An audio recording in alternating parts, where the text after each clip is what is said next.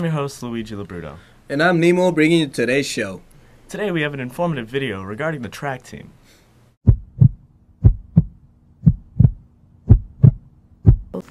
Track for some is just running around in circles, while for others, it's everything.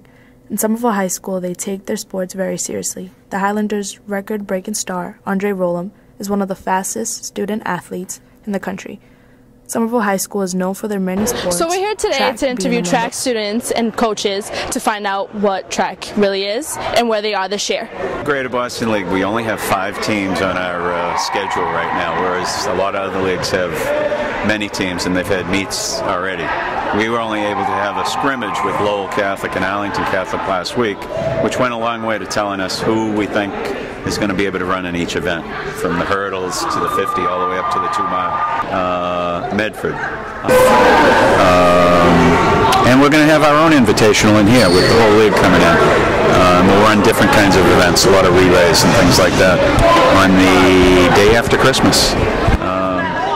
So we've got good kids in every event, but some of them are new at it. So it's going to take a while to sort out. So how did you get into track?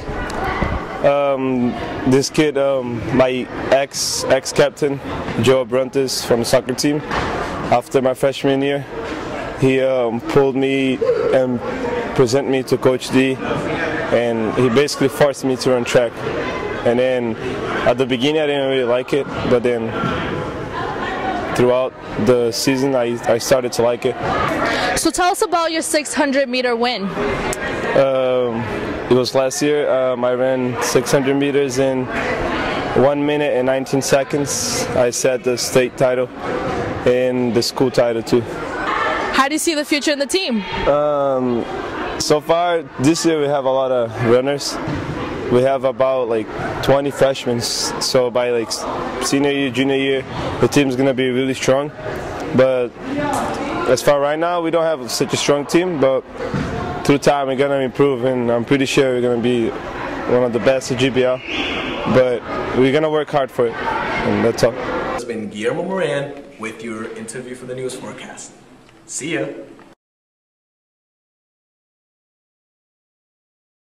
Join the track team, guys. Go hard or go home. Go Highlanders. And now we have a special video coming to you featuring the ELL students. Some of you may be wondering what ELL is. ELL stands for English Language Learners. So it's good to know that we have a video to show you guys what they do here at Somerville High. Let's take a look.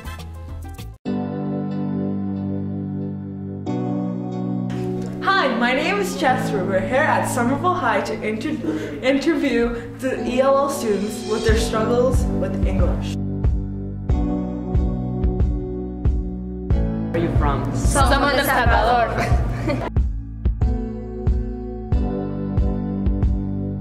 De estar viviendo acá en los Estados Unidos tengo 9 meses y de estar estudiando 4 meses. ¿Y tú? De estar aquí en Estados Unidos tengo 1 año y de estar estudiando aquí en Canadá por 5 meses. Al principio me sentía bien, pero sí me siento bien, he aprendido muchas cosas, tengo amigos, todo va bien en las clases. Solo me cuesta un poco el inglés porque no lo entiendo mucho, pero lo voy a entender.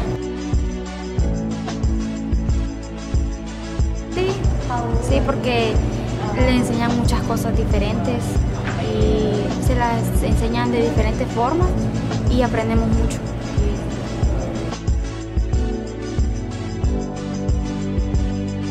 Hi, this is Miss Bunker Nettle, a ESL student teacher. We're going to interview her today. How do you feel about these students? Oh, I love these students. I have a good time teaching them. What motivated you to start teaching ELL students? Well, a long time ago, I still am very interested in learning foreign languages, and I traveled around the world. I taught ESL in the Philippines for 3 years. So when I came back to America, I said the best way to continue feeling like part of the whole world would be teaching ESL students. What makes this learning experience easier and more fun? Oh, that was a hard question.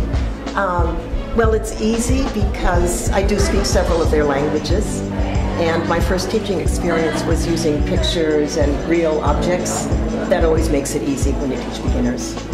And it's fun because I like it when the newcomers who don't know any English suddenly know English. And I'm always learning a few new words too. It's nice. How would you help them succeed in English language? Well, every year I keep asking myself, have I done a good job? What can I do differently to try to get them to learn more? I try to bring in more interesting materials to read, and I try to invent maybe more interesting compositions that they can write. And it would be good to get them to mix with mainstream students to practice English, but that's harder to arrange. I have to confess I haven't done that. Okay, this is an aspiring metal.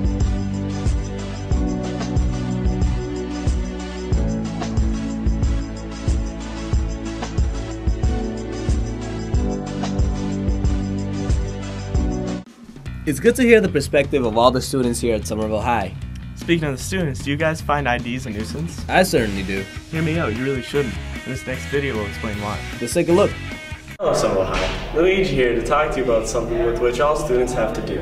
Today we'll be talking about the different viewpoints between the students and staff about being required to wear IDs during the school day.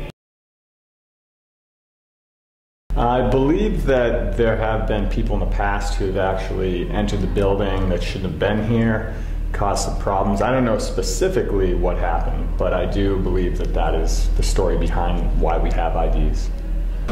From my understanding, as someone who's from Somerville and I went to Somerville High, I always understood that it was an issue of like there were race riots and there was just a lot of violence going on in the 90s here, and because of that some kids from other schools were coming into this school to fight kids here and hurt them and things like that, and vice versa. So they started using the IDs so that we could know if that kid is actually a Somerville High student. I do. I think that there are people sometimes who do want to come to the building and maybe cause some problems. And that's one way of differentiating who is who. It's easier for the faculty to identify people, and also if somebody's supposed to be in the hall and they should be in class, it's easy to identify who they are with the IDs. I think they're more effective now that more teachers are enforcing the ID rule. And also, just like I said before, the people who should not be in the building, shouldn't be here, it's easy for us to identify who they are as well. I still don't think it's that big of a deal to wear them. I mean, again, I had to wear them when I was a student, and I think it's a pretty simple rule. And I think it gives me mad swag, yo. See, Nemo, our IDs are used for our own protection. I guess I never thought of it that way, but mine always gets caught in mailboxes and fire hydrants. Mailboxes and fire hydrants? What do you mean? Parkour. I do parkour. What's that? Just watch this and you'll see what it is.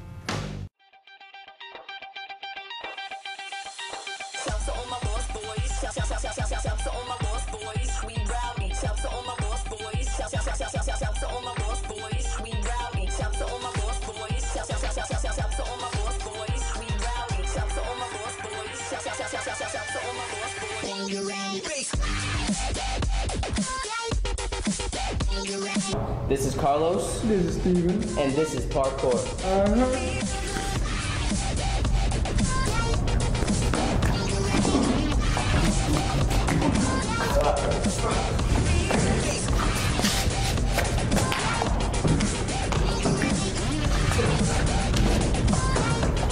Hi, my name is Eddie, and this is real Parkour.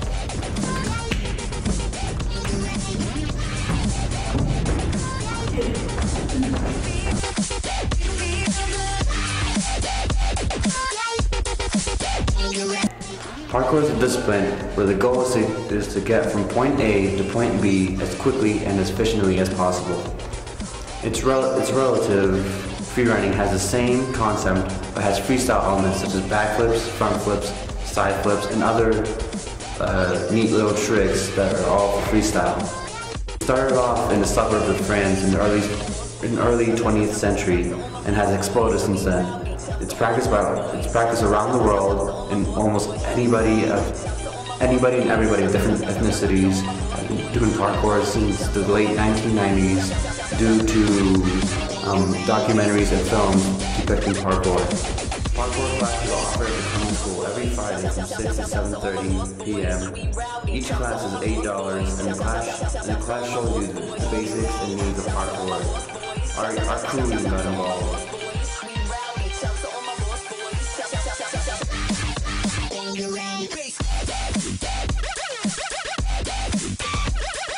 This is Evan Cruz signing out for VTV. That was pretty cool, huh? Yeah, I think I might join that parkour program. Seems like fun. It sure does. But guys, that's all we have for you guys today. This is Nemo signing off, and Luigi. Have a good one. Have a good day.